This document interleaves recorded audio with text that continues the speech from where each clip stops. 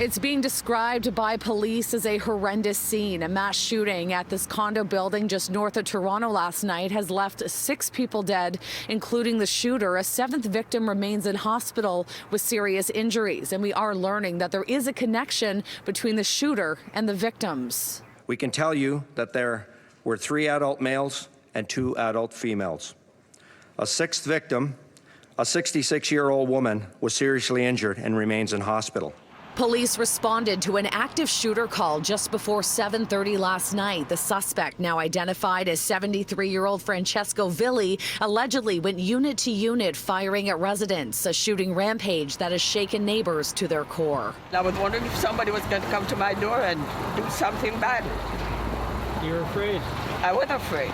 The shootings happened at 3 units on different levels, and all victims were residents of the building. Police Chief Jim McSween says the suspect was eventually confronted by an officer in the hallway on the 3rd floor.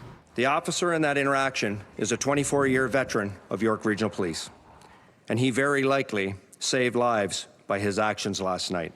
Another important detail, 3 of the victims were members of the condo board, and the woman who survived was the wife of a member. CityNews has learned that the suspect had a long history of complaints and court cases against the condo corporation. In fact, Francesco Villi was supposed to appear in court this morning on a matter related to the condo board. The police chief stopped short today of saying the victims were targeted, but did say it's a big part of the investigation. The motive for the shooting remains part of this very complicated and very fluid investigation, which is still ongoing at this time.